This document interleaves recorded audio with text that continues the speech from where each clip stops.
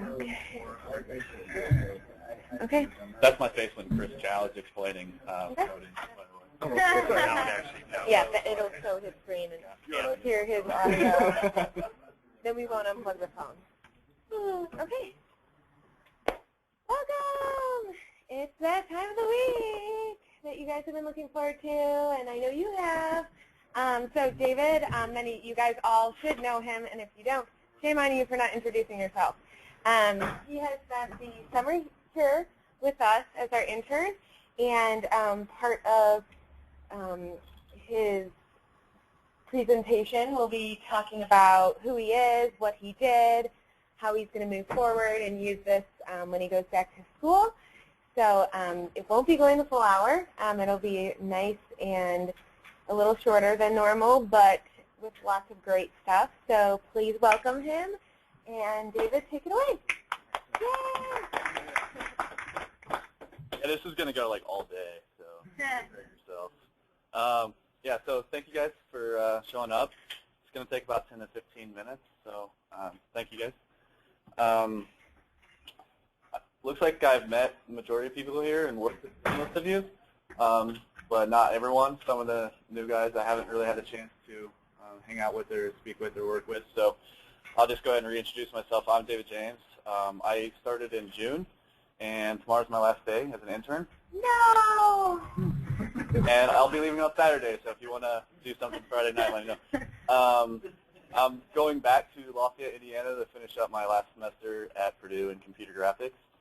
And today I'm just going to go over some projects. So I'd like to start off with saying why I chose Segeza in the first place.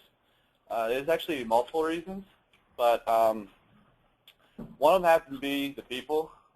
Everyone here is just amazing. From meeting Lindsay and Ian at the Purdue Career Fair, they were just really exciting and enthusiastic about the job, which made me more enthusiastic about coming here, because you have to work with people you enjoy, like whether it's at work or outside. So, second is location. I've been in Indiana like my whole life, and I just really want to change from the cornfields, and it's been that and more, slightly overwhelming. I had to learn how to ride the transit, which was crazy, and actually my first week here I got yelled at for riding a bike on the sidewalk, so there's been a pretty quick learning curve to that. And probably the third and most important was the projects that were offered to me to work on. So I didn't want to just like be a pixel pusher and do like mundane tasks. I actually wanted to do something that could impact the big picture, which I felt like I had a great opportunity to do that, and it's been really rewarding to work on things that I have experience in, like user experience and development, and be able to work with a team with diverse roles and pick everyone's brain and gather all sorts of information I can take back with me. So also while I've been here, I haven't really been set on like one particular project. I've worked and floated around on a lot of different things, which has been slightly overwhelming and hectic initially, trying to know how to manage your time. But yeah, it's been really rewarding, and I'd like to show a few of those projects. And if you guys have any questions or comments at any time, feel free to ask, by the way. So while I've come here, the projects that I've worked on, I've came to the realization that there is really no like cut and dry solution to any of them. There's no simple answers to any of these problems, especially the big data ones, which I had the great opportunity to work with Geetha and Phil and Sarita and Katie and Martha and the developers, wherever you're at. So I was like, what? So,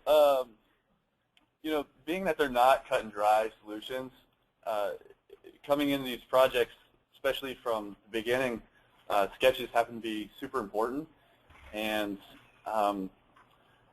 it was really fun to just do these and visualize the data that you may use. There is no right and wrong answers when you're sketching. It's just to brainstorm ideas and float around, just different suggestions that can be, take bits and pieces of them how you may. But so the one on the bottom left is just an idea for visualizing data. It happens to be like a D3 graph that we found. And then the one on the top right is for dashboard design for mapping data. So, and then some more on the sketches. The sketches were also used for just showing basic layout and navigation, and also how the user may interact with things. So for these two, the bottom left, it was just showing how something might expand, or the top right, how it might flip. Really trying to think both creatively and analytically on how the person on the other side might interact with something. And with that, you move into more of a wireframe. And wireframes are just, further refined sketches. They show a little more detail, show a little more navigation, basic layout, and some colors. And it's just like sketches, it's very important to get these out there and display them. That way everyone can see just different ideas. And for these two, they go along with just the sketches. They show like different focal points and how the user may interact with different items. And for these, they happen to be key performance indicators for the project I was working on.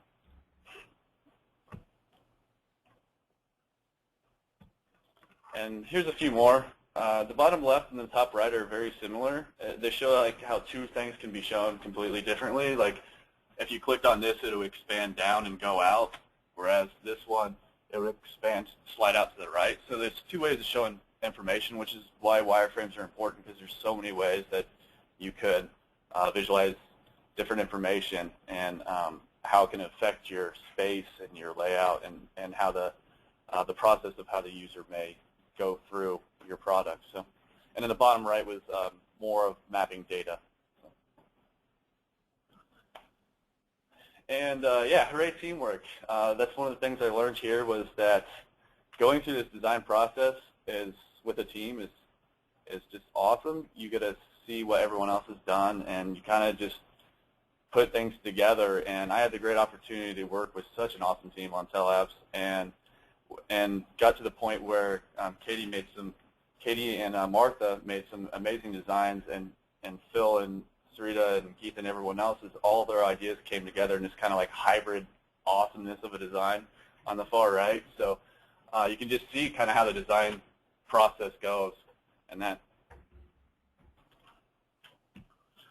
Another project I help assist with Kim is documenting the actual visual data. This happened to be a D3 library, but the purpose was that anyone, say like a business analyst like Phil, could go in here and find a graph and match it to the data that he may have.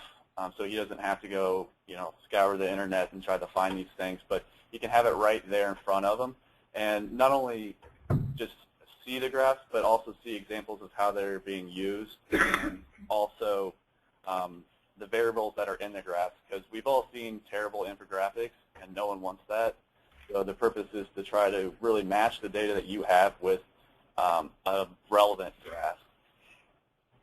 And that's ongoing as well. So right now it's just D3 JavaScript, but it's on there, and there's a link on the drive, so anyone can go in and add more libraries, and it's just become like a repository of useful information for anyone to use.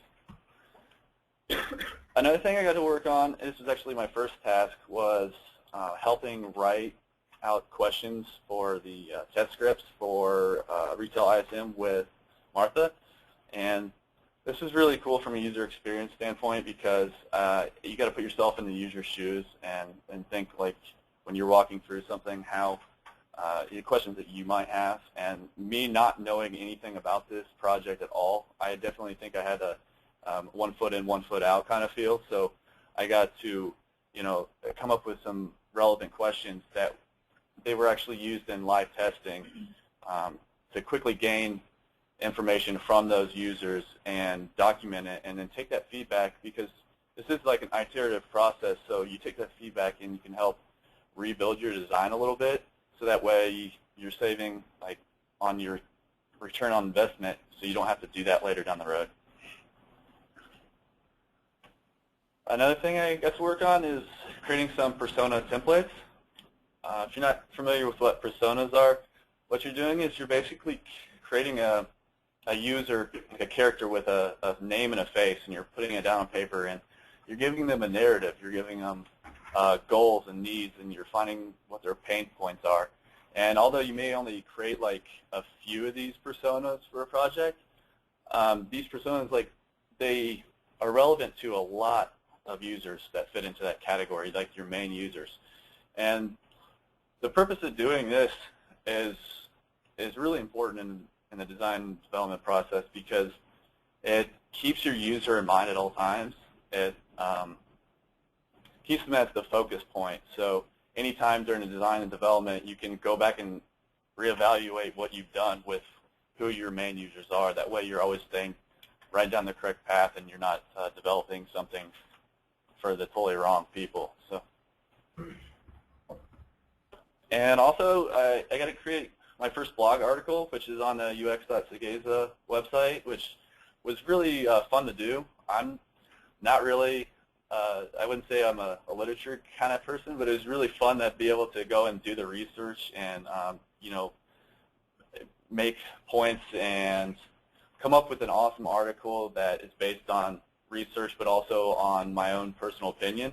So you guys can go check it out. It's on the website. It's about touch-free interactions. So the transition from going from a graphical user interface, one where you have to manually, you know, swipe and you know, press your keyboard, more into a natural user interface where your components are actually reading you, like your motions, your gestures. So like Wii or Kinect, how they can like face track you, and you don't, yeah, so check it out. It's really cool.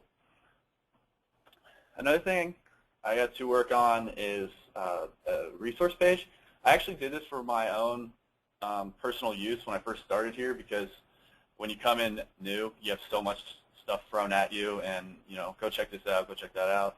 And I just started building this like document of useful links and principles and articles and blogs, and there's some HTML and CSS libraries and all sorts of stuff in there. And it's great. If you ever have any free time, go and check it out. It's also a good reminder to yourself as a designer and developer to go in and look at some of these principles. If you run into a problem, or if you see something that's not right, you can go see what other people have done. It's like a standard. And especially if you're new, it'd be very useful to get off on the right track and you don't really know where to start. There's a lot of great information on here. And for those veteran like designers and stuff, if you get stuck in like a creative block, I'm sure you probably have a lot of accounts on here like Behance and Dribbble, but there's probably a lot of these links that you may have not heard of. So they're great for inspiration. I know I've used them a lot of times. So, and I'm posting that with Chris right now, and I'll get you the link on that as soon as I can. Another fun thing I got to do was the wellness logo at the beginning with April. I didn't win, sadly. I was really hoping for that $100 gift card, but it was really fun to do. I didn't really know what to expect or really how to go about it, but I had a great time creating it.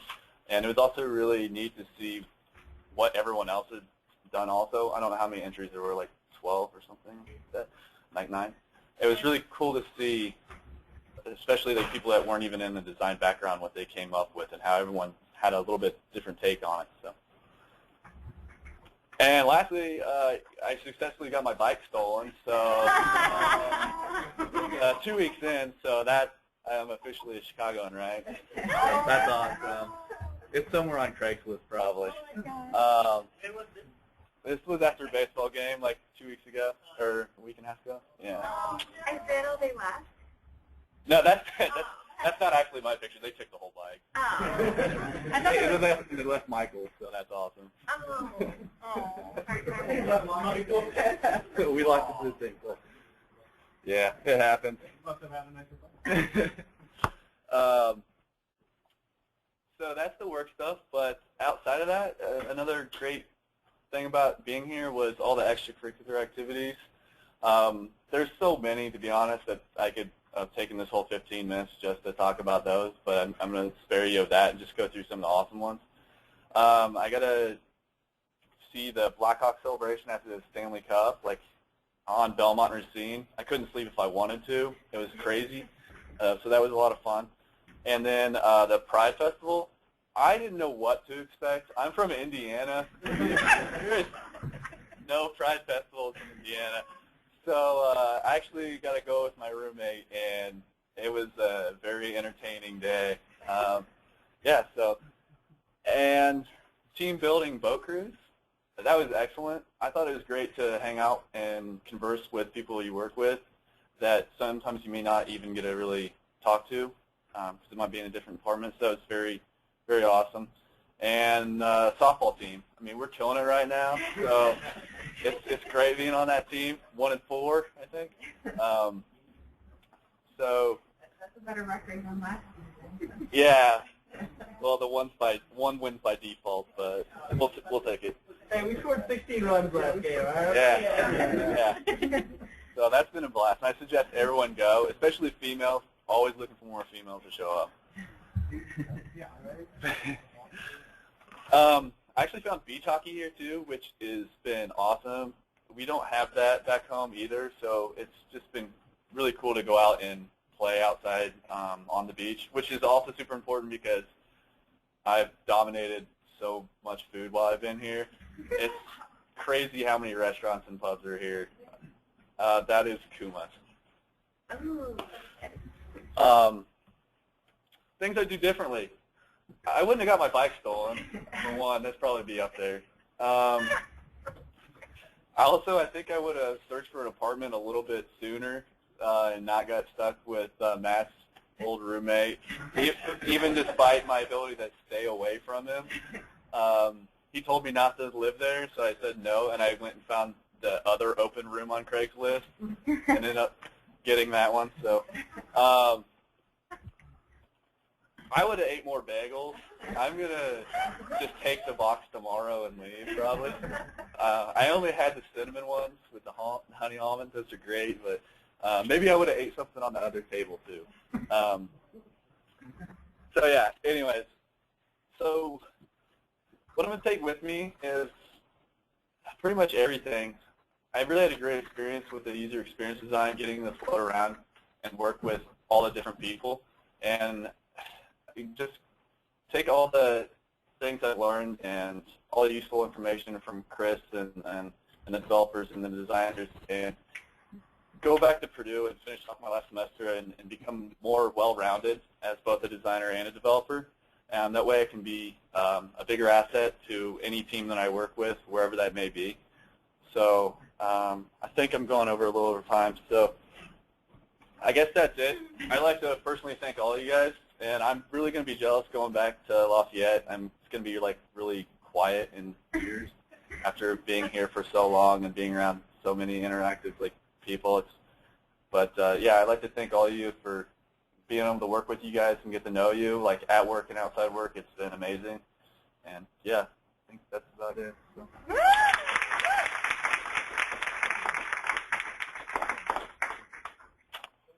Thanks. You did a great job. You did a really good job.